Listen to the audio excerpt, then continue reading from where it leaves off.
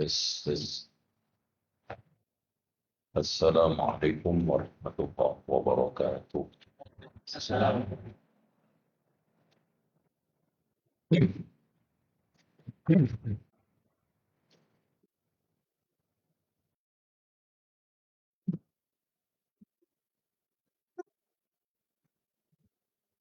Innal hamdalillah nahmaduhu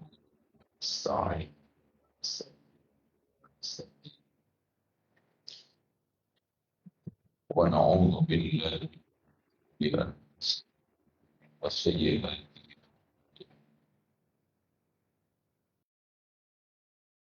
yahdihillahu fala mudilla lahu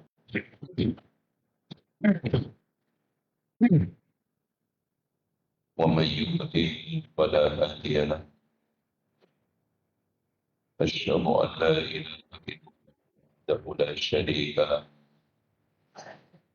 wa anna Muhammadan rasulullah.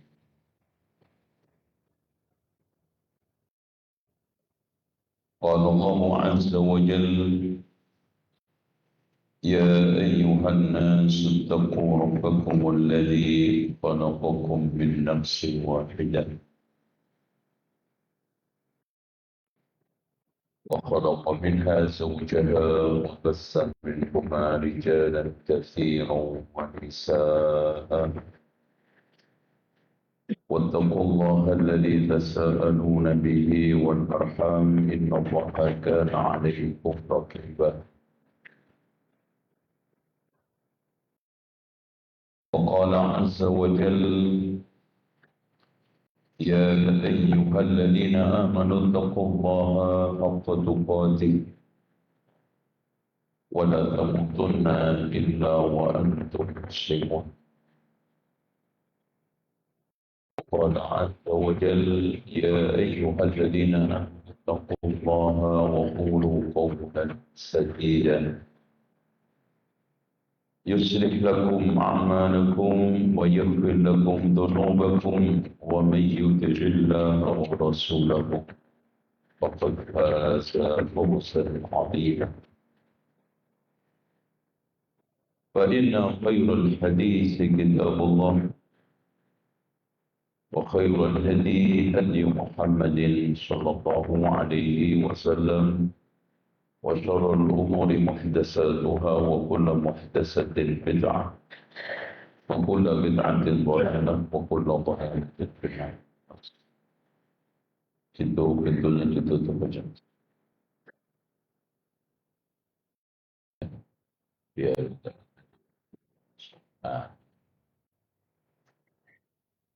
tekan. Ini puasa semuanya. Ada yang enggak, kita naik. Dan sekarang sudah memasuki hari ke 11. Ya, tergantung mazhabnya. Yang 10 berarti hari ini sudah hatam. Sekali kalau targetnya 3 kali. Ya, targetnya 6 kali berarti sudah 2 kali hatam. Hari ini.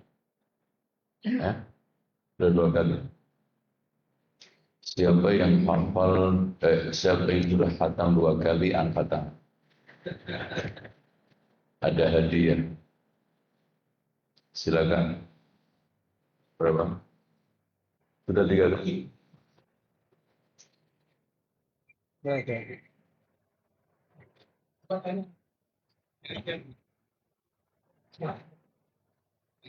Dolar.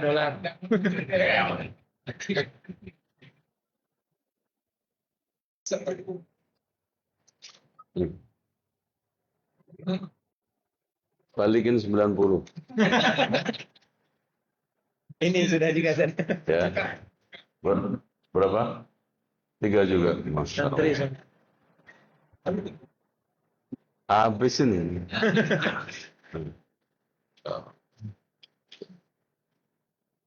Ya, nanti dibalikin 50 ya. Baik, alhamdulillah kita hanya bisa menghargai Ahlul Quran karena hari ini banyak orang yang menghina menghafal Al-Quran. Alasannya menghafal Al-Quran itu sudah nggak penting karena sudah ada aplikasi. Kita jawab, orang yang bicara seperti ini nggak pernah berharap masuk surga.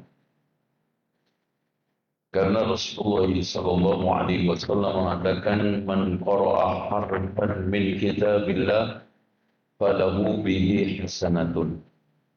Siapa yang baca satu huruf dari kitab Allah mendapatkan satu kebaikan. Satu kebaikan dilipatkan 10 kali. Masya Allah. Dan orang seperti ini tidak pernah berpikir bahwa untuk bisa sholat itu harus hafal Al-Quran. Masya Allah. Tak setelah Ramadan pencet aplikasi sampai selesai Al-Baqarah, sampai selesai gak lucu, kayaknya ya oke. Dan listrik itu bisa mati, wifi itu bisa offline, jaringan itu bisa error, dan bahkan di akhir zaman nanti semua teknologi ini nggak ada lagi. Dalilnya nanti itu perang dengan kuda, tombak, pedang, tombak. Nanti perang akhir zaman. Baik. Hadirin sekalian, saya sangat senang mendapatkan sehat. Karena apa? Karena sekarang kita hidup di tengah orang yang banyak sakit hati. Atau hatinya sakit. Mana yang lebih parah, sakit hati apa hatinya sakit? Parah semua, tapi yang lebih parah yang mana? Mana yang lebih bagus, hidup layak apa layak hidup? Suruh milih begini aja, pusing. Mana yang lebih parah, nggak tahu diri, dengan dirinya nggak tahu. Nggak tahu diri. Nggak tahu diri. Anak kasih contoh, seorang istri sudah suaminya soleh, duitnya, masya Allah, harta kekayaan, rezekinya melimpah, udah ganteng, udah akhirat deh pokoknya. Ternyata nggak bersyukur, itu namanya nggak tahu diri. Kalau dia itu nggak tahu kalau suaminya soleh, itu namanya dirinya nggak tahu. Ya, baik. Hadirin sekalian, sekarang ini saya katakan banyak orang menderita penyakit NPD yang sekarang lagi ngehit. Penyakit kronis yang banyak diderita sayangnya umat Islam. Padahal nggak harus kena penyakit itu.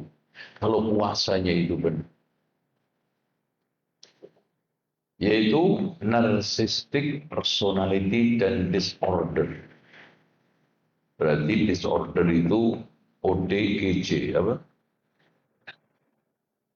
Orang dengan gangguan jiwa. Kenapa? Karena jauh dari nilai-nilai Islam. Dia beragama, tapi hanya taklid. Beragama, tapi ikut-ikutan. Beragama, tapi tidak mengkaji sumber agamanya. Berpuasa, tetapi hanya tidak makan minum. Nah ini. Sebetulnya, hadirin sekalian, ini pesertanya banyak kaum tua apa muda? Campur. Saya manggilnya agak keliru gitu. Ya. Ya. Yang di atas 60, ya, tolong perhatian, umur sudah menjelang 70 dan itu bonus. Ya. Ramadan ini bisa nyampe aja bersyukur. Makanya bikin semangat untuk mengakhiri hidup, jangan banyak mikiri dunia. Pokoknya dunia udah kasihkan anak cucunya ada. Mikir akhirat. Dengan cara menyehatkan hati. Ya. Karena Masya Allah, Pak, namanya umur itu bisa aja antum yang mati dulu daripada saya. Ya kan? Dan bisa saja saya lebih akhir dari antum. Salah nggak, Pak? Ya, karena mic-nya di tangan saya kan. Terus saya ngomong. Allah. Teman kita yang sudah duluan di alam kubur, sekarang sedang dalam keadaan mendapatkan nikmat atau azab, kita nggak tahu. Yang bergelimpangan pada saat COVID sudah merasakan alam kubur. Yang kita baru kemarin cengkrama sudah diambil dan pisah selamanya. Dan pisah paling mengerikan adalah dipisah surga dengan neraka. Oleh karena itu Ramadan kurang 20 hari ini kita kita jadikan betul-betul sebagai setting ulang. Ya, Mas antum punya HP semua kan? Coba bayangkan HP antum selama 2 tahun tidak pernah antum rawat. Berantakan aplikasinya. Perlu nggak disetting ulang? Perlu. Pikiran kita, hati kita, sholat jamaah kita ke masjid perlu disetting ulang. Infak kita, sedekah kita perlu setting ulang. Hati yang dengki, iri, sombong, hasut, ria perlu disetting ulang. Ya. Kalau kita bicara masalah kehidupan umum, biasa ada orang bilang perlu setting mindset. Itu yang dimaksudkan adalah mindset apa? Bagaimana kita sekarang ini hidup beragama? Benar enggak di hadapan Allah sholat jamaah kita? Benar enggak sekarang ini pakaian kita di hadapan Allah? Benar enggak sekarang ini sikap hati kita kepada orang tua kita, kepada tetangga kita, kepada teman kita? Ataukah sampai hari ini kita itu sombong, arogan? Apakah hari ini kita itu masih menyimpan hasad, iri, dengki kepada teman kita? Atau sampai hari ini saya belum maksimal terhadap birrul walidain? Sehingga dosa-dosa itu menyebabkan hidup itu bermasalah. Kita harus yakin, Pak. Wa ma asabakum min musibatin fabima kasabat aydikum. Dan semua dosa itu pasti menimbulkan masalah. Nggak ada yang nggak nimbulin masalah. Sadar atau nggak sadar, ngakui atau tidak, kita mendapatkan kesulitan mencari rezeki karena dosa kita. Fa innal 'abda la yuhramu min rizqi li dhanbin yusibuhu. Ada seorang hamba yang kesulitan mencari rezeki karena dosanya. Kesulitan mencari jodoh karena dosanya. Kesulitan di dalam mengendalikan keluarganya. Bahkan kata para ulama salaf, tunjukkan dosa-dosa saya di sulitnya keluarga, istri saya didik, kendaraan saya kendalikan. Sampai sulitnya mobil kita kendarain, Pak. Motor yang kita rawat karena dosa kita. Nah, kita habisin. Sekarang di dunia ini Ramadan. Kenapa? Karena Allah Maha Pengasih lagi Maha Penyayang. Bentuk pengasih penyayangnya, kita salah 70 tahun lebih, Allah hapus dengan taubat 1 hari. 1 hari, bahkan kurang dari 1 hari. Seorang pembunuh 100 akhirnya dipilih oleh Malaikatur Rahmah untuk menjadi bagian daripada surga Ahlul Jannah. Coba. Dan kebaikan kita yang 1 hari Allah tidak hilangkan karena keburukan kemaksiatan kita yang kita lakukan 70 tahun lebih. Itu sayangnya Allah. Dan Allah tidak tidur, tidak ngantuk. La ta'khudhuhu sinatun wala naum. Bahkan Rasulullah mengatakan, Inna Allah yabsutu yadahu bil-lail liyatuba musibun nahar. Allah membuka tangannya pada waktu malam hari, khalaqtani dan seterusnya, maka pengampunan itu jatuh. Bahkan kita nyetir. Istighfar hanya butuh 1 detik. Astagfirullah. Ibadah itu ada yang per detik, per menit, per jam, per hari, per minggu, per bulan, per tahun kayak Ramadan. Ada per seumur hidup kayak haji. Apalagi subhanallah yang kata Rasulullah, man qala subhanallah wa bihamdihi ghurisat lahu nakhlatun fil jannah. Siapa yang membaca subhanallah wa bihamdihi sekali, ditanamkan 1 pohon kurma di surga.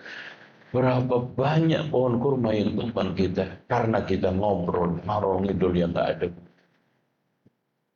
Ya. Kalau kita manajemen waktu, Pak, dengan baik, kita yang kita lakukan sekarang ini nangis. Coba waktu kita habiskan untuk setan gepeng ini berapa? Ini setan gepeng, Bu, apa? Kita habiskan lagi untuk merumpi. Kita habiskan lagi untuk hanya sekedar jalan sono jalan sini. Sementara ada salah satu ulama salaf ketika diajak bicara yang tidak ada manfaatnya, beliau mengatakan hentikan matahari dulu. Bagaimana umur berjalan, waktu berjalan, umur stagnan. Lucu. Emang kita punya double serep untuk umur ini? Ya Allah, enggak. Bahkan kata Rasulullah, a'maru ummati ma baina 60 ila 70 wa aqalluhum man yajuzu dzalika. Umur umatku ini antara 60 sampai 70, sedikit yang lebih dari itu. Ya. Makanya dunia ini pendek, kita dapat dari yang pendek lagi. Ini dari wadah waktu, Pak. Kalau sudah hilang, tak bisa balik lagi. Antum cari tanggal berapa sekarang? Ini berapa? Berapa? 11 2025. Gak ada yang ada 26, 27, 28. Tapi duit hilang, kita bisa cari lagi. Dan tanda-tanda hari kiamat, sedikitnya waktu barokah untuk ibadah dan untuk amal soleh. Makanya Rasulullah menganjurkan nanti di akhir zaman itu badiru bil a'mal. Karena apa? Kegiatan aktivitas itu banyak melupakan. Ya, banyak tidak isinya itu kebaikan ibadah. Makanya badiru bil a'mal. Ya. Sehingga ibadah sekali itu Masya Allah. Itu dihargai oleh Allah Subhanahu wa ta'ala seperti hijrah kepadaku. Masya Allah. Kata Rasulullah. Al-ibadah sekali itu sama dengan hijrah bersama Rasulullah. Saking sulitnya ibadah. Ya sekarang aja tanya orang yang kerja di perusahaan itu mau sholat aja susah. Kita aja Pak kadang-kadang beraktivitas sehari ini. Itu full-fullnya cuma ngaji, nanti balik udah asar loh. Maka ini hakikat daripada sabda Rasulullah, la taqumu as-sa'atu hatta yataqarraba zaman, tidak akan tegak hari kiamat sampai zaman itu berdekatan. Hatta takunu sanatu kasyahri, sampai satu bulan itu seperti satu tahun seperti satu bulan. Wasyahru yakunu kal jum'ah, satu bulan seperti satu Jum'ah. Wal jum'atu takunu kal yaum, satu pekan seperti satu hari. Wal yawmu yakunu kasa'afatin nakhlati idha ihtaraqat, satu hari seperti pelepah kurma kering kebakar. Oke. Ya. Suruh subuh ke sini tak coba bayangin. Itu belum tentu dicatat malaikat. Habis di sini zuhur, sholat, pulang asar, nunggu maghrib, isya, antum sadar. Tahu-tahu Ramadan 11 loh, Pak. Ya. Bentar lagi tengah, bentar lagi mudik. Dan seakan-akan baru kemarin kita selesai sholat taraweh, Ramadan datang lagi. Pertanyaannya, kita sudah hampir yang di depan saya, apalagi Bapak. Maaf Pak, umurnya berapa Pak? Ya. Hah? 26? Oh, 66. Oh ya, insya Allah. Kebalik saya. Coba, berarti Bapak ini kalau seperti saya, ini umurnya, saya umur 46. 36. Saya 36 tambah 20. Iya kan? Berapa itu jadinya? Ya. Saya mulai puasa itu taruhlah dulu itu umur 10, umur berapa? SD ya. SD itu umur berapa ya? Berapa? 7 ya. Oke lah rata-rata 10. Yang sudah 60 tahun, hampir 50 kali puasa. Saya hampir 50 kali juga puasa. Coba bayangin antum karyawan di perusahaan, dikirim oleh perusahaan untuk pelatihan 60 kali goblok terus. Ya, kira-kira dipecat nggak sama perusahaan? Ya Allah. Dan sertifikatnya nggak main-main, takwa. Keahliannya menjaga diri dari api neraka dengan melaksanakan perintah Allah, menjauhi larangannya. Oh, Masya Allah. Latihannya Pak, istri sendiri halal nggak boleh. Loh, latihan berat itu. Makanan sendiri nggak boleh. Itu. Nanti setelah Ramadan, setelah pelatihan normal lagi, udahlah istri boleh, tapi yang istri orang jangan.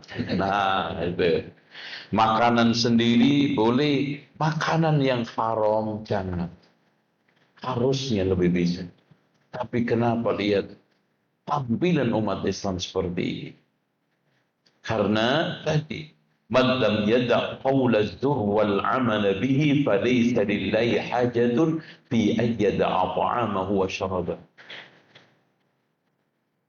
Siapa yang tidak bisa meninggalkan perbuatan keji, omong kotor, perbuatan keji, Allah tidak butuh dia meninggalkan makan minum. Banyak yang puasa, tapi puasa bukan ala syariat, tapi ala adat, bahkan parah ala kadarnya. Artinya apa? Aktivitas itu nggak membuahkan takwa, Pak. Ramadan dari awal sampai akhir tidak bisa membersihkan hati. Padahal takwa itu hakikatnya adalah bersih hati. Nanti kita akan bahas. Ya. Ini baru muqaddimah. Nanti kita mulai pembahasannya jam 12. Nah, nutrisi hati yang paling mendasar itu ada 4. Yang pertama, at-tasdiq, yaitu membenarkan yang tidak tertukar dengan kedustaan.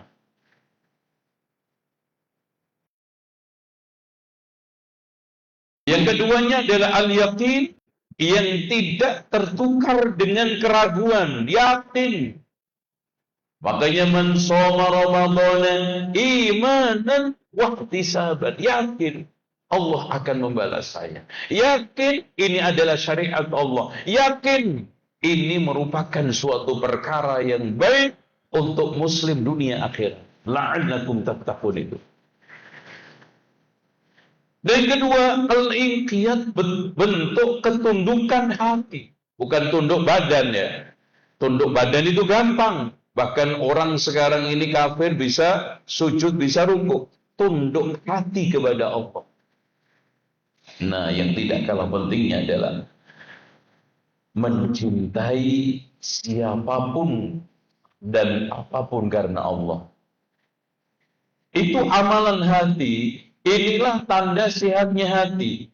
Kalau orang itu memiliki tasdik, pembenaran yang tidak kecampur dengan kedustaan, keyakinan yang tidak kecampur dengan keraguan, ketundukan hati yang tidak tercampur dengan pembangkangan, kecintaan yang tidak tercampur dengan kebencian, maka itu orang yauma la yanfa'u malun wala banun illa man atallaha biqalbin salim. Siapa yang sekarang ini ragu sedikit, maka hatinya cacat. Makanya di sini saya ingin ajak kepada antum, pertama dan utama adalah meneguhkan iman. Karena iman itu kata Rasulullah, innal imana la yakhlaqu fi jawfi ahadikum kama yakhlaqu thawb. Iman itu bisa melapuk ya. Bisa melemah di dalam hati kalian. Itu. Makanya kita harus minta keteguhan. Allahumma inna nas'aluka imanan kamilan. Ya. Wa qalban khashi'an. Ya, hati yang khusyuk. Allahumma inna nas'aluka imanan la yartad wa na'iman la yanfad wa murafaqata Muhammadin sallallahu alaihi wasallam fi jannatil khuld. Ya. Kita minta. Nah, di sini setelah itu kita harus perbaiki amalan hati tadi. Nah, berikutnya sidqut tawakkul. Kita perbaiki tawakal. Tawakal itu Pak, ekspresi paling tertinggi dari keimanan. Orang yang beriman pasti tawakalnya itu tinggi. Dan orang yang wa may yatawakkal 'ala Allah fa huwa hasbuh. Makanya tawakkal 'alal hayyil ladzi la yamut wa tawakkal 'alal hayyil ladzi la yamut. Sehingga Pak, orang yang dijamin oleh Allah masuk surga tanpa hisab, tanpa adab siapa? Alladzina la yastarqun, tidak minta ruqyah, wala yatatayyarun, tidak tatayyur, wala yaktawun, tidak berubat dengan kain, wa ala rabbihim yatawakkalun. Dan tawakal itu apa? Siqatul qalbi billah. Kepercayaan hati kepada Allah bahwa Allah itu jamin kita. Makanya orang yang bertakwa itu ekspresinya dia lebih percaya apa yang di tangan Allah daripada yang di tangan dia. Tapi harus kerja. Makanya Rasulullah menggambarkan visualis tawakal itu Pak. Lau annakum tatawakkaluna 'ala Allahi haqqa tawakkuli la razaqakum kama yarzuqut tayr yaghdu himasa wa yaruhu bitana. Barang siapa yang bertawakal kepada Allah dengan sebenar-benarnya tawakal, dia akan diberikan oleh Allah rezeki seperti burung. Antum lihat burung terbang. nggak peduli, dan dia nggak pernah pusing. Ada nggak ulat-ulat ini di pohon-pohon tersebut? Nggak pernah. Kita belum keluar aja udah dapat enggak. Ya Allah, kalah sama burung prit. Punya anak 5 hidup semua, kalah antum sama ayam. Ayam itu anaknya 15, ditinggal lakinya lagi, kawin lagi. Itu hidup semua. Lebih parah lagi Pak, bekicot. Antum tahu nggak bekicot? Anaknya berapa itu? Sekali lahir itu 200. Udah gitu jalannya gremet lagi. Itu naik pohon, itu apa namanya, pisang. Itu bisa setengah hari. Demi, udah nyampe di tengah, ente kibas, ya, jatuh lagi, ya nggak jadi. Coba kita lengkap loh Pak. Kita punya iman, kita punya takwa, kita punya akal, punya hati. Harusnya lebih kuat. Al-mu'minul qawiyyu ahabbu ilallah khairun wa ahabbu ilallah minal mu'min. Harus kuat.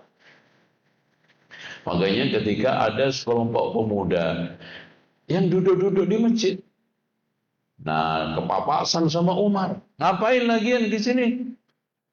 Iya wa Amirul Mukminin, duduk-duduk saja. Siapa yang ngasih makan kalian? Ya ada aja wahai Amirul Mukminin. Insya Allah rezeki nggak jauh di tangan Allah. Iya di tangan Allah, di tanganmu mana? Ada yang suka ditanya, lagi ngelamar nih, ditanya sama calon mertua, kerjaan apa Mas? Ya serabutan Pak. Maksudnya apa? Ya pokoknya ada kerja, tetap kerja, walaupun kerjanya nggak tetap. Oh gitu. Terus nanti anak saya kamu kasih makan apa? Ya insya Allah Pak, di tangan Allah itu rezekinya melimpah ruah. Saya nggak nanya di tangan Allah, nanya di tanganmu. Berapa? Nah ini salah di dalam menggambarkan itu. Ini calon mertua lagi nanya di tanganmu berapa? Usaha kita itu. Ya. Makanya tawakal itu realisasinya menyerahkan hati kepada Allah, mengerahkan kaki tangan untuk usaha. Nah, akhirnya Umar bin Khattab tadi pulang. Ya, tunggu sini ya. Pulang dia. Dikiranya mau diambilin makanan dia. Ternyata dibawain cambuk. Digebukin semua. I'malu fa inna as-samaa'a la tumtiru dhahaba. Kerja kamu. Langit ini enggak bakal menghujani kalian pas. Akhirnya dia berdoa, Allahumma inni a'udzubika min jaladil fajir wa dha'fil mu'min. Ya Allah, aku berlindung kepadamu dari lembeknya orang-orang yang mukmin dan gigihnya orang-orang jahat. Orang-orang yang sekarang ini awam, nggak kenal agama Pak.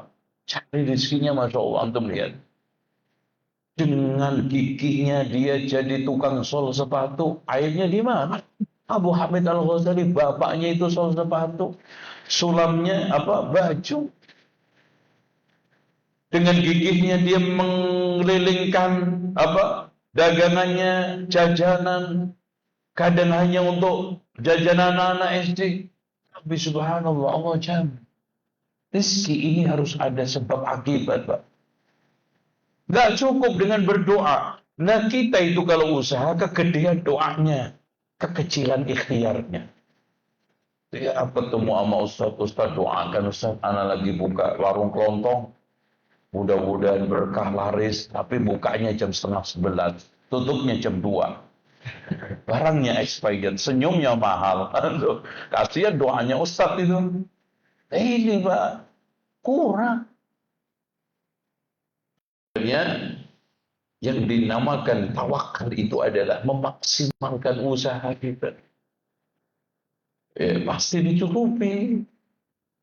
Contoh sekarang Pak, antum pengen dapat jodoh yang soleh solihah, usaha enggak? Usaha enggak? Usaha.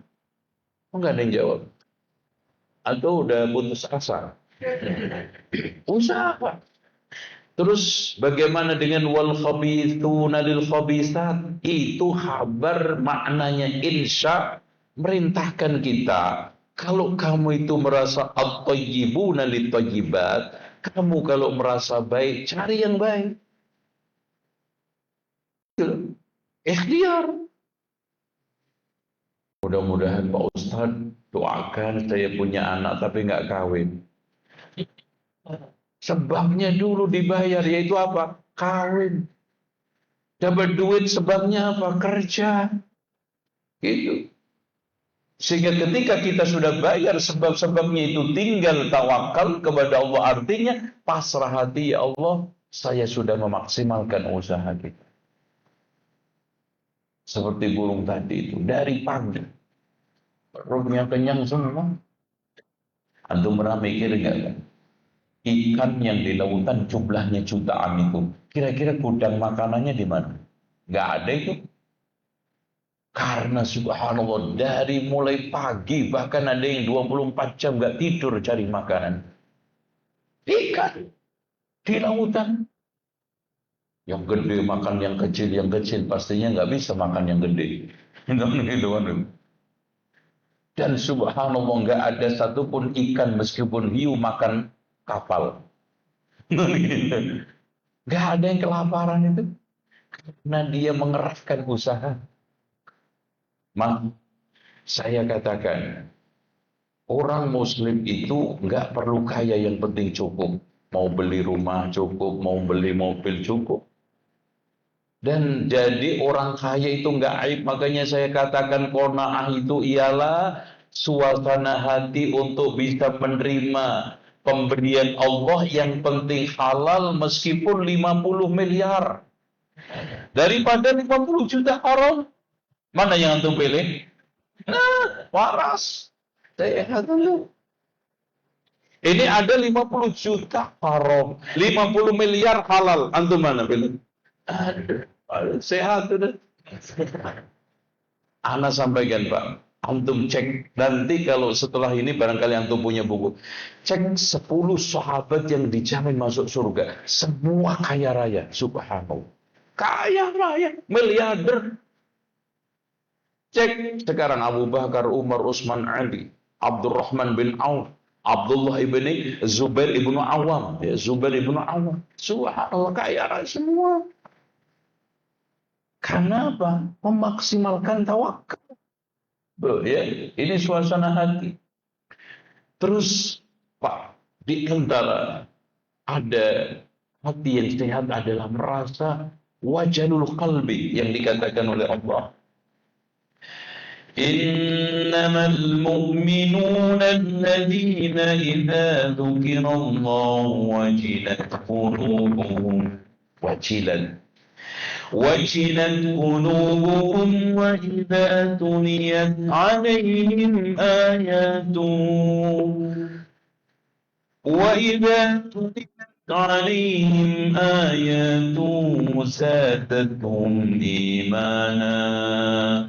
زادتهم إيمانا وعلى ربهم يتوكلون. Wajal itu apa? Malu ketika dilihat Allah dalam keadaan maksiat, dalam keadaan berdosa, dalam keadaan salah. Dan kapan kita nggak dilihat Allah? Makanya Pak, kenapa Allah itu paling sering mengulang-ulang namanya As-Sami Al-Basir Al-Alim di dalam Al-Quran itu cek paling sering. Karena ini nama paling bagus untuk mengontrol perbuatan kita, amalan kita. As-Sami untuk mengontrol ucapan kita. Ma yalfidhu min qawlin illa ladaihi raqibun atid.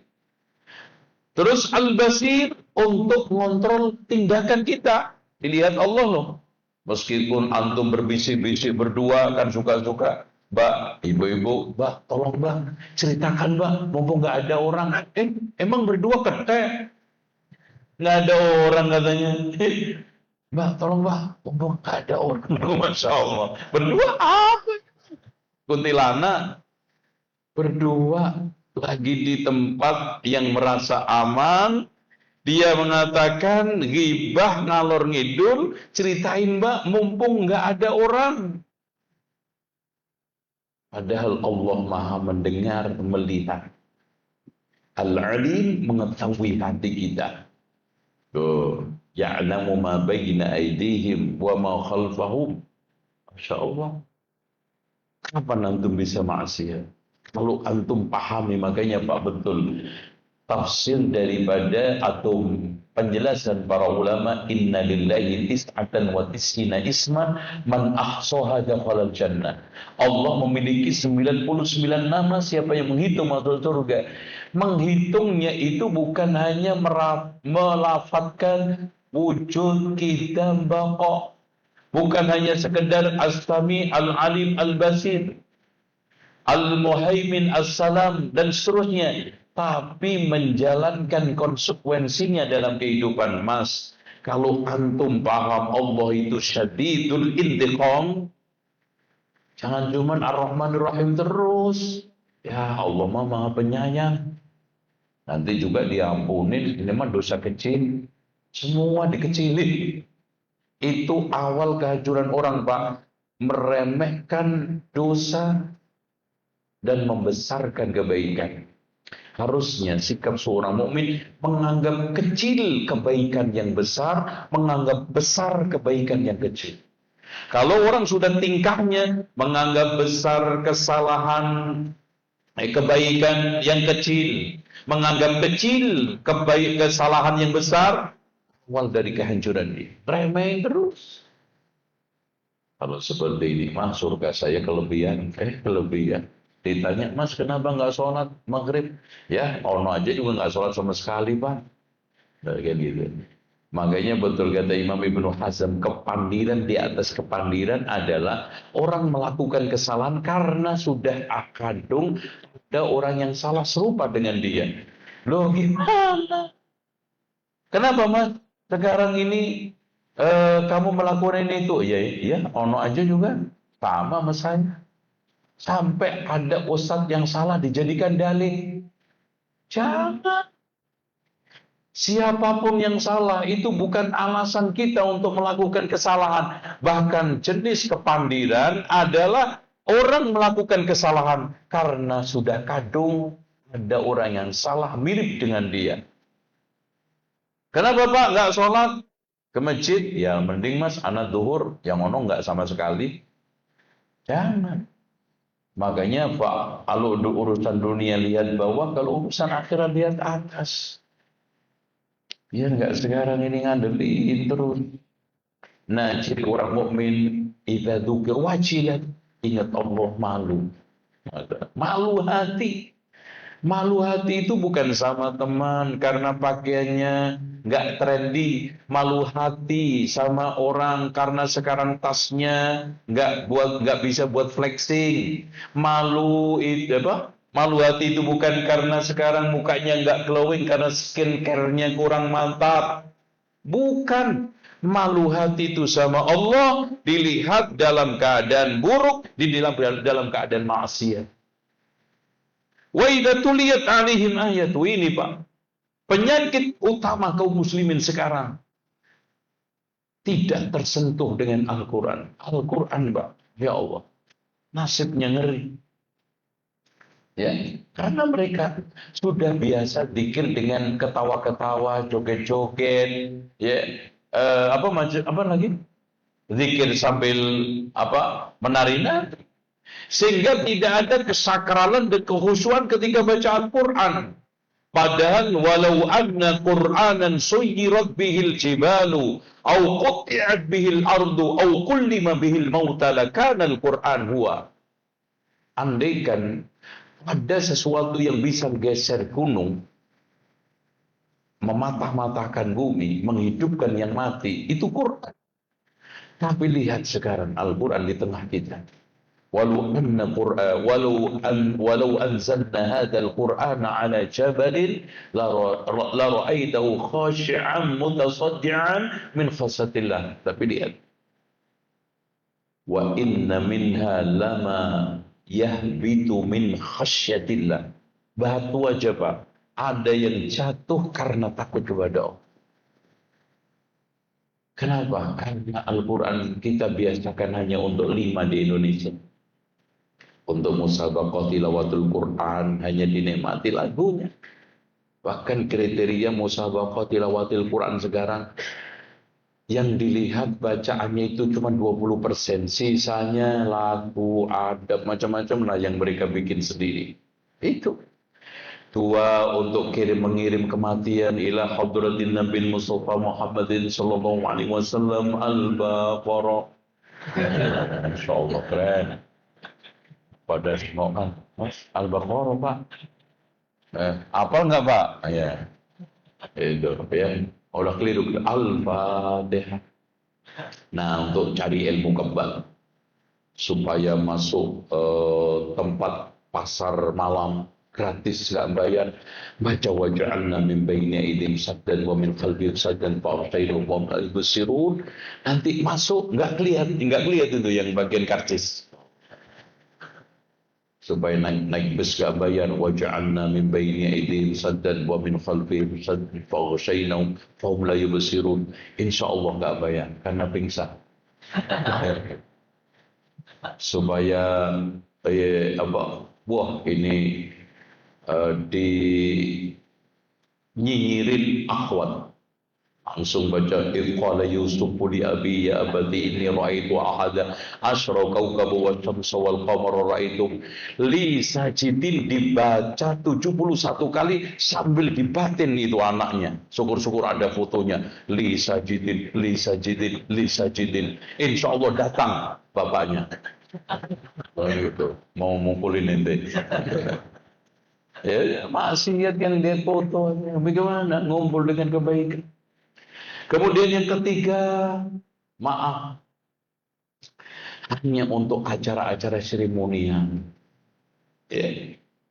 Ya, antum tahu sendirilah kalau Quran itu hadir, ada acara-acara ya seremonial keagamaan tertentu.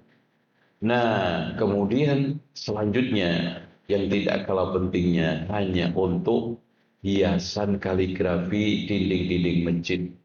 Nah, yang terakhir, yang kelima, buat untuk jaga kondangan, uang-uang kondangan Quran supaya nggak dicolong tuyul, ya, uang kontaknya dikasih Quran, bawahnya kasih ikan lele, katanya tuyulnya main-main lele.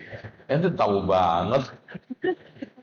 Berarti tuyulnya anak ente ya, gitu. Kayak tahu banget itu loh. Kenapa senangnya nggak ikan mujair gitu loh, ikan lele gitu. Lucu-lucu.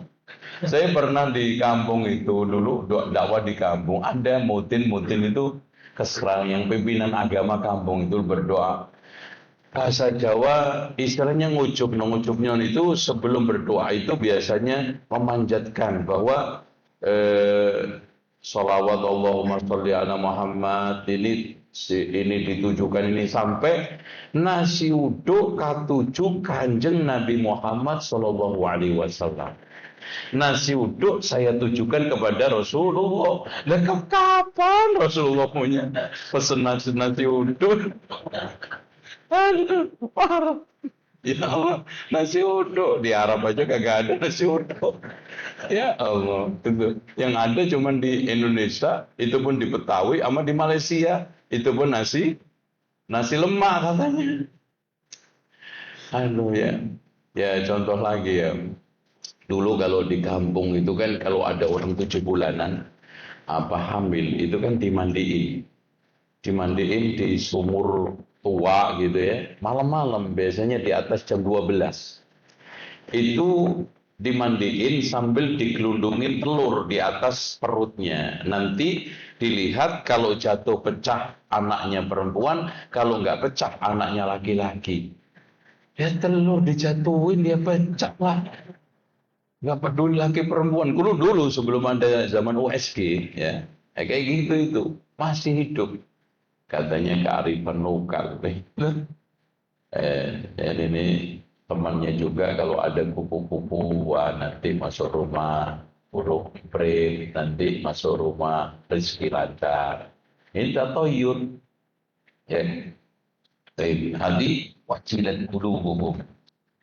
Sekarang hadirin sekalian, saya ingin sampaikan secara singkat al-kibru itu penyakit hati yang paling eksotik, yang paling banyak diderita orang zaman sekarang adalah sombong.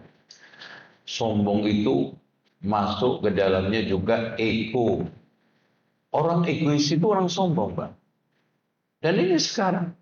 Bahkan kesombongan itu bisa terjadi antar ormas, antar organisasi, antar masjid, di antar manusia. Ya, ego. Ya, ada orang yang sombong ya karena kedudukannya. Ada yang sombong karena hartanya. Ada yang sombong karena agamanya. Contoh, orang yang hafal 30 juz kadang kena penyakit hati kepada orang yang hafal cuma juz 30. Nah gitu. Oh, lo hafal berapa? 30 juz. Anak juz 30. Sombong. Nggak mungkin. Ada sombong lagi karena kecantikannya, makanya ketampanannya. Makanya gini Mas, ini yang barangkali di sini ada yang belum kawin, ya. Yang sudah kawin nggak usah dengerin, maksudnya nggak usah seru gitu loh. Yang belum kawin, kalau mau khidbah itu melihat agamanya dulu, apa cantiknya dulu. Oh, ini aja belum tahu. Coba gue tanya sama yang sudah kawin. Agama dulu apa cantik dulu? Cantik dulu. Kenapa begini? Kalau antum agama dulu, terus kemudian ternyata nggak cantik, antum tolak, fitnah. Iya. Ya, gimana Pak? Dosa antum ketolak. Itu. Tapi kalau antum cantik dulu, melihat agama cocok, alhamdulillah. Agamanya jelek, ujian. Antum kalau bisa nolak Nabi Yusuf. Oh, waduh. Ya kan? Itu maksudnya. Makanya Rasulullah menyuruh untuk memilih zahirnya dulu. Baru agama. Jangan agama dulu, baru zahir. Kalau zahir dulu udah cocok cantik, agamanya jelek. Ayo, antum bisa nolak. Aduh, emang Pak. Tapi kalau antum imannya kuat, ya Allah, Bismillah ya Allah. Bencong Thailand pun cantik. Udah, enggak ya Allah, no gitu. Udah, Masya Allah. Nabi Yusuf. Kalau sekarang lihat agamanya dulu ternyata jelek. Agama bagus, jelek. Lanjut enggak? Lanjut. Antum Nabi Yakub. Nah, ceritanya Nabi Yakub itu begini. Pertama kali kan yang diinginkan, yang mau dikawin adalah Rahil, maaf. Cantik Rahil. Tapi kata bapaknya, Laban, dan bapaknya ini sekaligus pamannya Nabi Yakub. Wahai Yakub, kamu nggak boleh kawin sama Rahil sebelum kawin sama kakaknya Laya. Di dalam syariatnya Bani Israel, Nabi Yakub adik boleh dikawin dalam satu kali pernikahan. Tapi nggak boleh adik dahului kakak. Nah ini syariat. Adik nggak boleh dului. Kalau kita mana aja yang laku. Ya daripada keduanya nggak laku kan, mendingan laku salah satu, ya kan? Nggak boleh. Wah, kakaknya belum kawin. Adiknya jangan. Tua bareng-bareng. Kasihan. Mana aja. Syariatnya Nabi Yakub tidak. Kamu harus kawin Laya dulu, baru Rahil. Laya pas-pasan mukanya. Nggak terlalu cantik seperti Rahil. Makanya kenapa Pak? Yusuf sama Bunyamin itu ganteng. Karena soal innya memang cantik. Bukan gara-gara baca surat Yusuf. Jadi anak lahir ganteng. Itu nggak mungkin lah. Bapaknya hitam, emaknya pendek, lahir bule. Salah nanti tetangganya. Mas, itu anaknya siapa? Karena kan keliru nanti. Parah kan gitu. Itu. Akhirnya apa? Keduanya setelah itu dinikahi. Laya Rahil. Dari Laya Meskipun Allah berikan zahir, tidak seperti Rahil Allah kasih anak cucu. Barokah buat Nabi Yakub, Masya Allah. Makanya kalau sudah agamanya bagus, lanjut. Ya salahnya aja antum metodenya. Lanjut. Antum bisa bernasib seperti Nabi Yakub.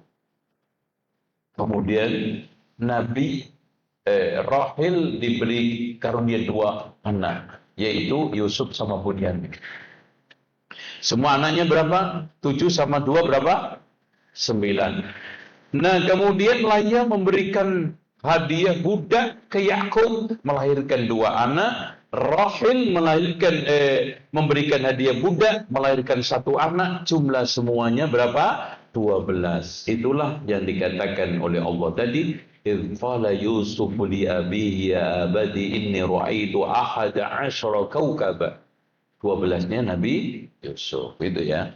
Ini metode aja biar nggak salah langkah. Terus kemudian intinya sombong dengan berbagai macam urat syarafnya ini harus antum putus ya. Kalau nggak antum putus, rusak semua amal kita gara-gara sombong. Kemudian ria. Ria ini kesyirikan, kenapa? Karena antum menunjukkan pada ibadah pada Tuhan yang salah. Kenapa, Pak? Karena orang beribadah itu kan dituntut 2. Mencari Tuhan yang benar dengan cara menyembah yang benar. Cara menyembah harus benar. Tuhannya benar, cara nyembah benar. Tuhannya benar, la ilaha illallah. Cara menyembah Tuhan yang benar, Muhammad Rasulullah. Makanya kenapa syahadat itu ada 2. La ilaha illallah untuk mencari Tuhan yang benar. Muhammad Rasulullah untuk mencari cara menyembah Tuhan yang benar. Nah ini sholat udah benar caranya, Masya Allah. Sallu kama ra'aitumuni usolli. Tapi karena selain Allah, salah Tuhan. Contoh, ada orang tiap hari sholatnya di belakang imam. Sajadahnya dipasang sampai nggak pernah boleh digeser. Ternyata niatnya ngadem karena ada AC. Karena yang lainnya kagak ada AC. Kalau ini kan enak nih, ini bikin orang ikhlas ini namanya. Kayak yang nggak ikhlas itu kadang-kadang AC-nya cuma di depan. Wah, sholat jadi nggak ikhlas nih. Pengen duluan di depan karena ingin salah. Lembut ikhlas. Makanya kata Sufyan Ats-Tsauri, ma'anastu syai'an ashadda min niyati, tidak ada sesuatu yang paling sulit aku sembuhkan ketimbang niat, li'annaha tataqallab. Ya, ria terutama gini Pak kuncinya. Pokoknya kalau antum beramal soleh, 1, buang seperti buang hajat. Tutupin seperti tutupin antum kemaksiatan. Tutupin amal soleh antum seperti antum menutupi keburukan antum. 3, antum usahakan lakukan ibadah-ibadah yang tidak banyak mengandung pamrih dan mengundang pamrih. Mengandung dan mengundang, contoh, jadi tukang sapu masjid itu lebih tidak mengundang dan mengandung ria daripada menjadi mungkin imam atau DKM. Tuh ya. Makanya Rasulullah hormat banget sama tukang masjid. Sapu masjid itu sampai ketika wafat dicari ke kuburannya untuk sholat di atas kuburan karena kelewat nggak sholat jenazah. Terus kemudian antum banyak membaca sirahnya orang-orang ikhlas. Ikhlasnya Nabi Yusuf di dalam meninggalkan syahwat, ikhlasnya Nabi Yakub di dalam ketulusan dia menjalankan perintah Allah, ikhlasnya Ummu Musa, ibunya Nabi Musa di dalam menjalankan perintah Allah, ikhlasnya Nabi Ayub di dalam menerima penyakit dan ujian musibah penyakit. Keikhlasan ini antum subhanallah lebih hebat lagi istrinya Pak, subhanallah. Ada waktu nggak ini Mas ya? Ana cerita sedikit. Ketika antum mengambil pelajaran kesabaran dan keikhlasan Nabi Ayub, ternyata di belakang itu ada orang lebih hebat. Siapa? Istrinya. Pulang dalam keadaan gundul kepalanya. Masya Allah, Nabi Yakub marah. Demi Allah, nanti kalau aku sampai diberikan Allah kesembuhan kamu saya pukul. Karena nggak punya daya. Karena lihat istrinya pulang dalam keadaan maksiat apa? Rambutnya habis.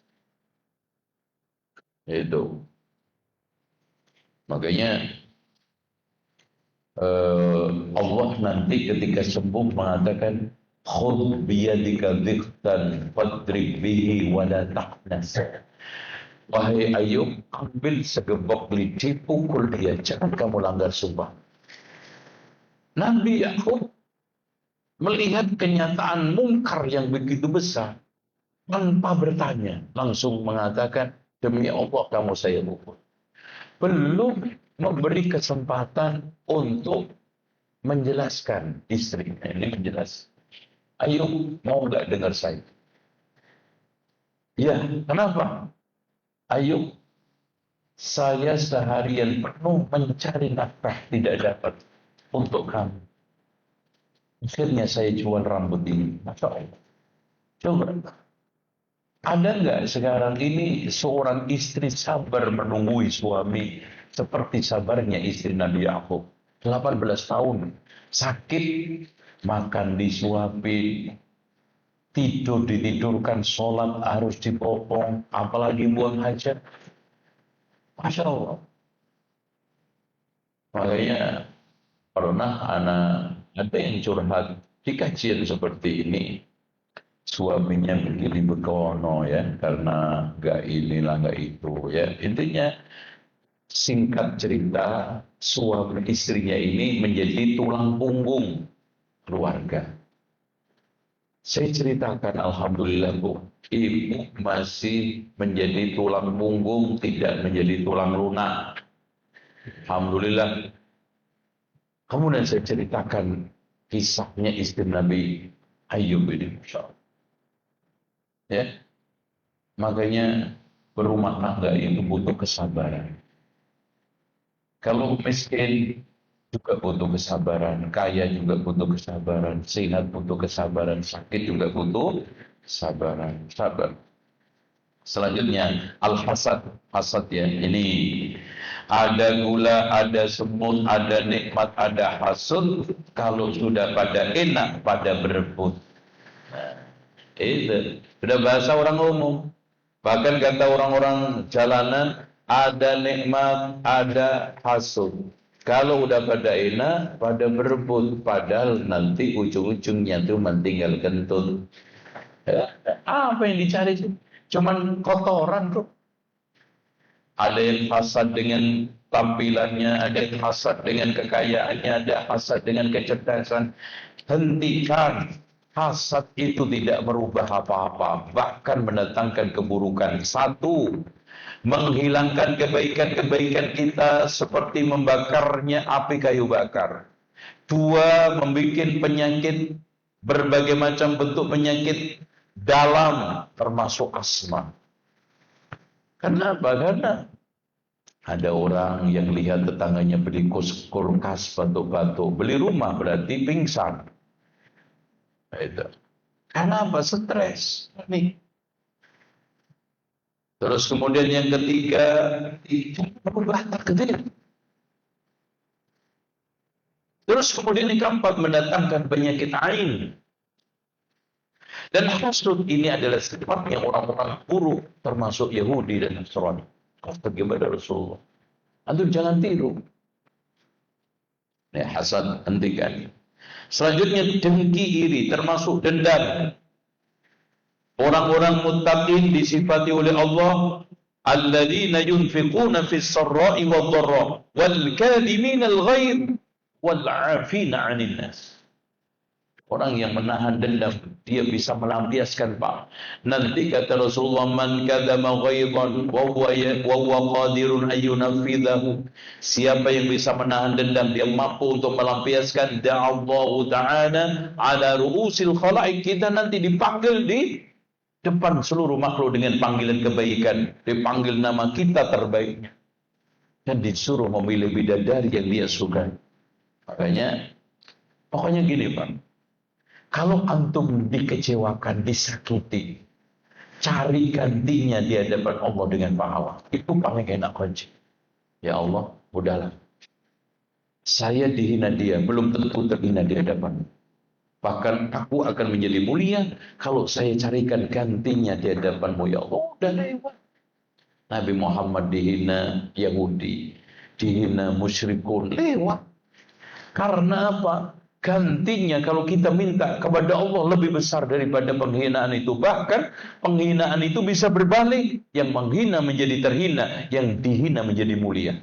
Kenapa kita risau dengan? Makanya kata Ibnu Hazm, mending mana dipuji apalagi dipuji-puji daripada dikritik, diomongi orang. Mendingan dikritik. Ada pada diri kita koreksi. Ya Allah betul. Ini saya salah. Rahimallahu ra'an ahda uyubi ilayya. Semoga Allah merahmati orang yang menghadiahkan aib ke saya. Ini salahmu. Ingetin orang, bersyukur daripada kita sampai mati nggak inget itu salah padahal fatal. Kemudian yang kedua, kalau diomongi, dikritik orang tidak ada pada diri kita, berarti ini adalah surga tanpa keluar keringat, kata Imam Ibnu Hazm. Siapa yang tidak butuh kecuali hanya orang gila, kata beliau. Wong masuk surga dengan tidur, kok nggak suka? Mas, kalau antum sholat bisa potensi diterima nggak diterima. Tapi kalau antum difitnah orang pasti diterima. Nggak usah pakai syarat ikhlas. Yang penting antum nggak balas. Alhamdulillah. Kalau ibadah kan rata-rata syaratnya bener ikhlas kan gitu. Antum dihujat orang, difitnah orang, padahal tidak ada pada diri antum. Alhamdulillah ya Allah. Ini simpenan, makanya Abu Dhabi Pak, dia miskin. Ya Allah, ya Rasulullah, ngadu ke Rasulullah. Ya Rasulullah, fitnah, hujatan, ghibah, penghinaan orang lain kepada saya jadikan sebagai sedekah buat saya ya Rasulullah. Karena anak nggak punya apa-apa. Subhanallah. Nah, daripada dipuji, antum dipuji hafal 30 juz. Wah, pokoknya Pak, kecamatan nggak ada deh yang hebat. Di atas angin, ujung. Akhirnya apa?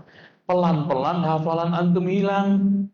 Atau dipuji-puji, tidak ada pada diri antum. Wah Pak, itu hafal 30 juz melontok di luar kepala. Ternyata cuma juz 30 tadi.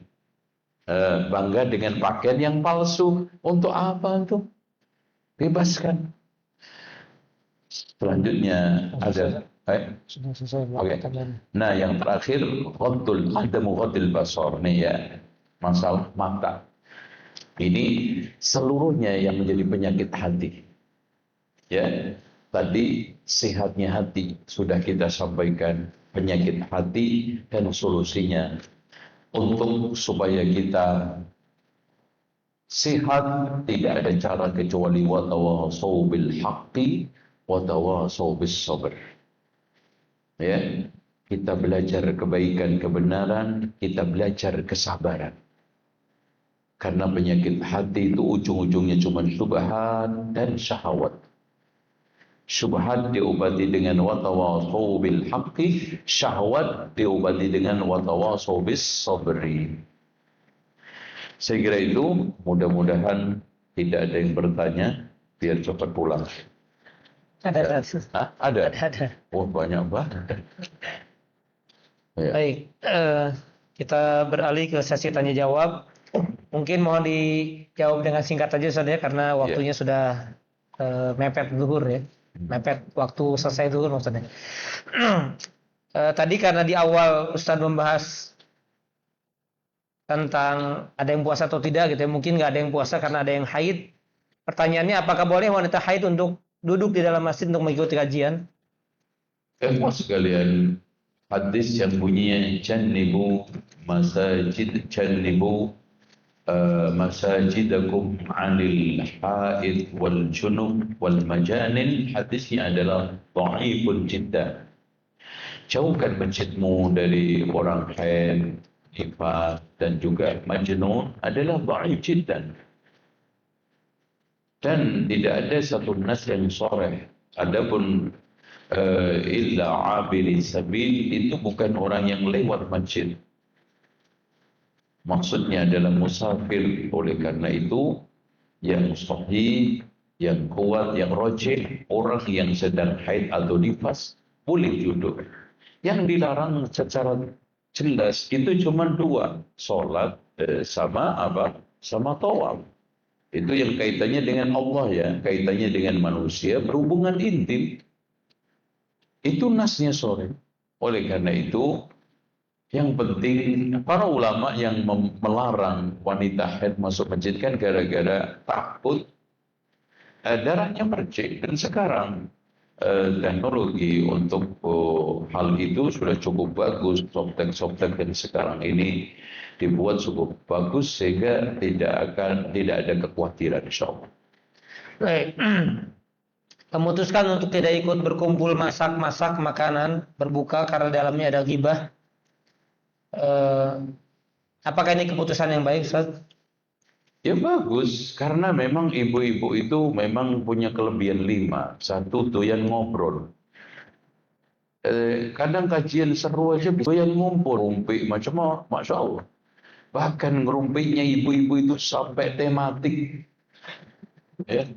Kalau bapak-bapak kan kalau mau ngerumpi kan biasa ngobrol sambil lalu sekenanya lah. Kalau ibu enggak.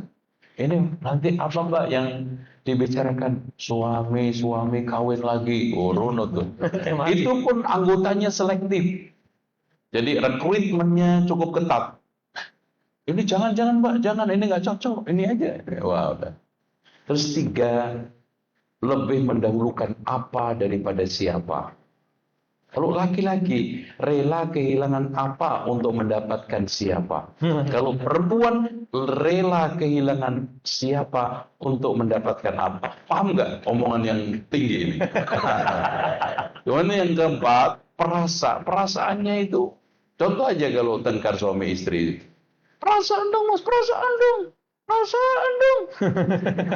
Perasaan. Saya ngerti banget kan gitu. Katanya suami otak no pakai otak. Lo punya otak enggak? Yang suami kelebihan otak, yang istri kelebihan perasaan. Nah, yang kelima sensitif. Ya kalau memang kita nggak tahan, keluar. Makanya ketika Allah ya ayyuhalladzina amanu yasfarkum, Allah mengulangi wala nisaun, karena apa? Hina menghina, cibir mencibir, ghibah, namimah, itu lebih seru di kalangan perempuan. Gitu ya. Stop ghibah, stop namimah di bulan Ramadan dan di luar bulan Ramadan. Ya, Allah. Baik, tadi berbicara tentang ikhtiar, saya memaksimalkan ikhtiar, maka ada pertanyaan di sini. Saya pengen jual rumah, ikhtiar kita udah bikin baliho di rumah, melalui sosmed, tidak lupa doa setiap habis sholat, tapi sudah 3 tahun tidak laku. Pertanyaan saya, apa yang salah dalam ikhtiar saya? Mohon penjelasan. Kemahalan. Gini loh Pak, konsep apapun itu antum jual bandrol gitu. Loh, soal kawin contoh, bandrol muka antum 300, cari 500 nggak dapat. Ya, dapat nggak mau sama ente, lah sama aja. Wah ini Pak ada Pak, tapi nggak cocok, nggak mau sama antum. Jual, makanya saya juga bilang. Cara untuk cepat khidbah dan cepat dapat jodoh, jual bandrolnya.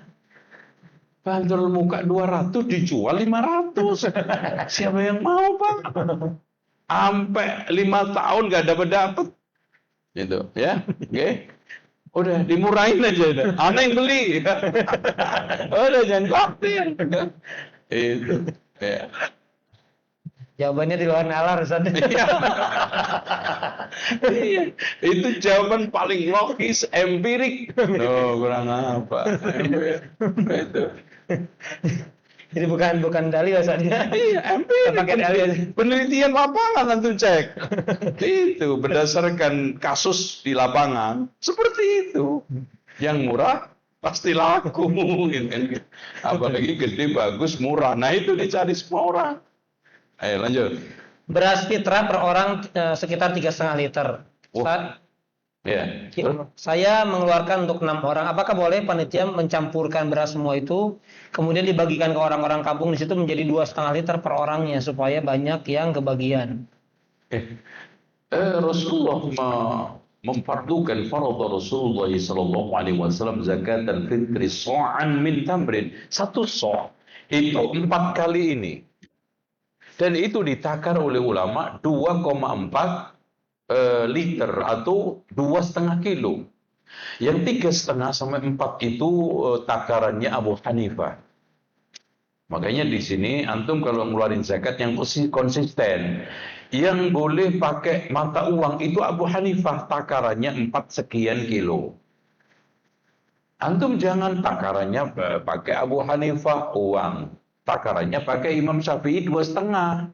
Ini namanya cari enaknya dong, ya, nggak konsisten. Kalau awam namanya talfik, ya. Itu 2,5, itu cukup ya, 2,5. Dan min awsati ma tut'imuna ahlikum, ya, makanan sedang yang antum berikan makan untuk keluarga antum, jangan terlalu rendah amat tinggi.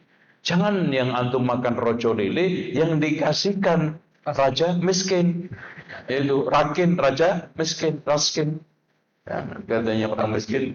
Udah gitu sampai panitia zakat fitrah juga yang diambil rojo lele, yang dibagi ke fakir miskin, ya beras gue balik lagi ini. Ini kan, ya, ini kan beras gue ini. Ya, itu. Jangan Pak. Itu dan panitia, bahkan anak itu menguatkan pendapatnya Imam Malik sama Imam Abu Hanifah ini Imam Ibnu Taimiyah. Zakat fitrah itu hanya khusus untuk fakir miskin. Farada Rasulullah SAW zakat al-fitri tuhratan lis-shaim min al-lahwi war-rafath wa tu'matan lil masakin. Udah jelas kok. Udah lagi. Jadi boleh nggak tadi dibagikannya kurang dari takaran itu? Ya boleh kalau 3,5, 3 aja boleh tadi. Berarti 3 aja masih bagus. Aslinya 2,5, nggak ada masalah. Jadi minimal zakat fitrah itu 2,5 zakat fitri. Ya. Kalau antum sekintal berarti sodakoh itu. Ya. Pintu-pintu surga dibuka, pintu-pintu neraka ditutup di bulan Ramadan. Sedangkan kita masih hidup di dunia setelah Ustaz, setelah sholat tarawih kita melakukan tahajud itu bagaimana memaknainya, Ustaz? Bagaimana pintu surga dibuka, pintu neraka ditutup, sedangkan kita aja masih hidup di dunia? Begini Pak, karena di luar Ramadan itu pintu surganya dibuka Senin dan Kamis. Berdasarkan hadis Rasulullah SAW yang dikeluarkan oleh Imam Muslim, Inna yaftahullahu abwabal jannati kulla yawmil itsnaini wal khamis fayaghfirullahu ta'ala likulli man la yushriku billahi syai'an illa rajulun bainahu wa baina akhihi syahna qila anziru hatta yastalihah.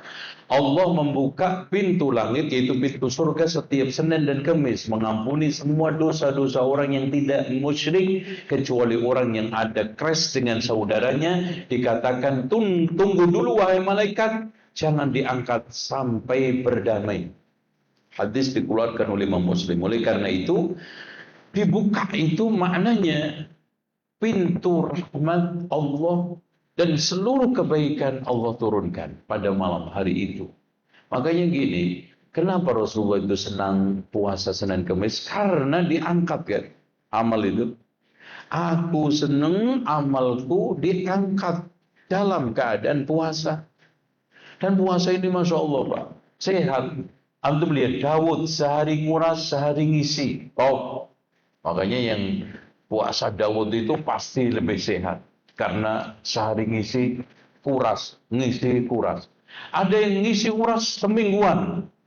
Diisi kuras Senin, Kamis. Senin karena pol-polan Jumat, Sabtu, Ahad. Undangan, makan bersama sama keluarga. Senin dikuras. Nanti Kamis untuk persiapan. Kan gitu.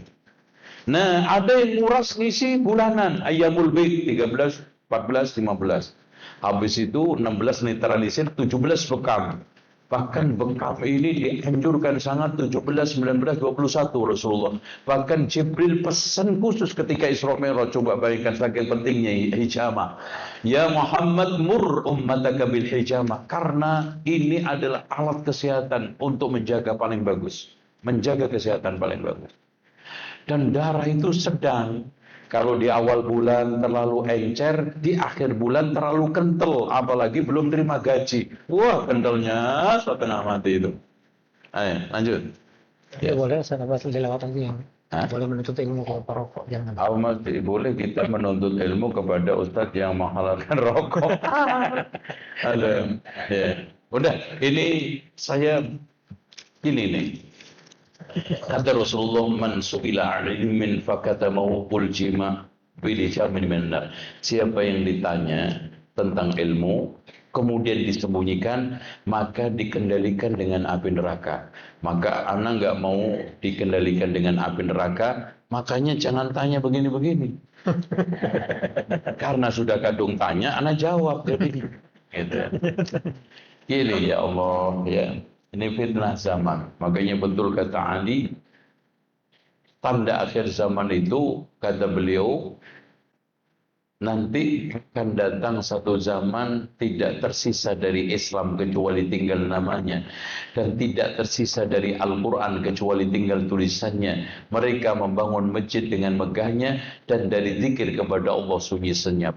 Wa syarru ahli dzalika zaman ulama'uhum, manusia paling busuk di akhir zaman adalah ulamanya. Minhum takhrujul fitnah wa ilaihim ta'ud, dari mereka itu muncul fitnah dan kembali kepada fitnah. Artinya ustaz, kiai, buya, ajengan, siapapun ulama itu gelar-gelar bisa mengundang fitnah. Fitnahnya seperti ini. Rabbana la tajal. Fitnahnya kenapa? Kalau orang awam salah, selesai, ngeyel pun untuk dirinya.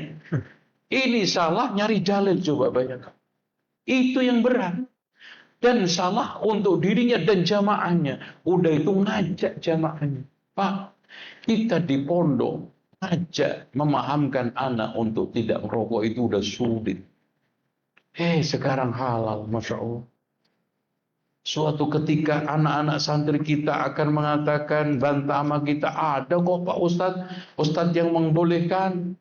Istri yang ingin menghentikan suaminya merokok, ada tuh Ustadz yang membolehkan. Kamu keras banget, taklid banget. Nah gitu kan itu. Makanya saya jelaskan, Pak, Syekh Muhammad Ibnu Shalih Al-Utsaimin menukil ijma bahwa rokok itu haram.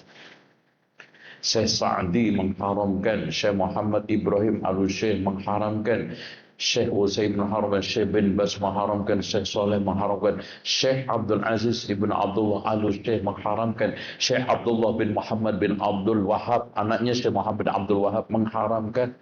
Bahkan ulama-ulama Malikiyah di dalam kitab Tahdhibul Furuq, di situ beliau menegaskan rokok itu kalau mengandung bahaya maka haram, sepakat. Kalau tidak, maka ahlul maghribah, ulama-ulama maghrib sepakat mengharamkan, dan aksarul masyariqah mengharamkan. Jadi kebanyakan yang menghalalkan itu nyeleneh, ganjil. Pak, kiai saya aja itu, Pak, yang tukang rokok dulu itu minimal makruh loh. Ini kenceng banget, halal, Masya Allah. Sowat, pakai sowat lagi, Masya Allah. Hebat. Nah, Anda jelaskan sekarang. Regulasi pemerintah yang menulis merokok membunuhmu, itu apa asal tempel? Gak mungkin. Pemerintah biasanya ketika membuat satu kebijakan, konsultasi ke DPR, kemudian mengambil putusan dari MA, bahkan MK, cari ahli-ahli kesehatan, dan seluruh kementerian kesehatan dunia untuk buka websitenya. Apa komentarnya rokok? Rokok itu mengandung 4.500 bahaya. Kalau sekarang babi mengandung 25 bahaya diharamkan, khamr mengandung 14 bahaya diharamkan, rokok mengandung 4.500 racun, enaknya diapakan? Masya Allah. Coba saya tanya sekarang, kalau rokok itu manfaat, manfaat itu bukan manfaat nafsu, tapi manfaat sisi wahyu. Manfaat enggak dari sisi agama, menguatkan akidah, memperbaiki akhlak, membuat khusyuk ibadah. Kalau antum merokok, khusyuk banget sholat. Nah, manfaat di dalam pendidikan, dakwah, menemani kajian bagus. Orang rokok gitu, ya saya ya nanti nggak bisa ceramah. Buktinya Pak, seluruh pesawat antum lihat peringatannya apa? dilarang makan cabai berlebihan gitu, dilarang makan nasi padang berlebihan, enggak. Nah kalau ada yang sekarang kasus umpamanya, ada kok orang yang sekarang ini merasa pusing dan mual dengan kayu garu dan merasa harum, sedap dengan rokok. Itu kasuistik, itu langka, dan langka itu dalam kaidah usul fikih an-nadir la hukma lahu, barang yang langka, kejadian yang kasuistik tidak ada hukumnya. Nah, saya ini lagi subhanallah ada fitnah di IG saya, IG ini lagi kita kerjasama sama polisi, kita kenakan undang ITE, ya, dan dendanya itu 750 juta.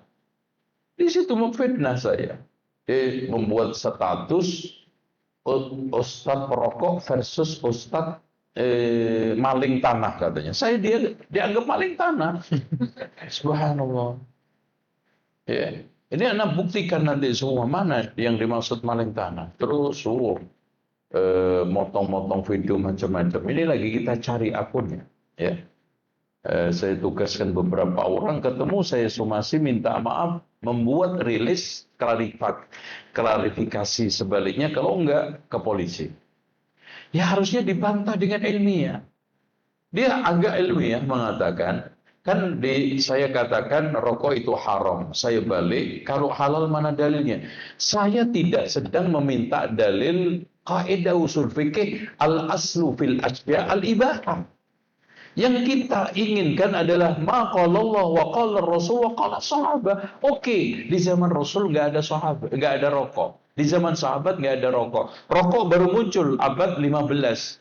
Dibawa oleh Portugis dan dikembangkan abad 16 oleh Belanda dan ditemukan oleh Columbus di Amerika di kalangan petani suku apa itu Amerika India.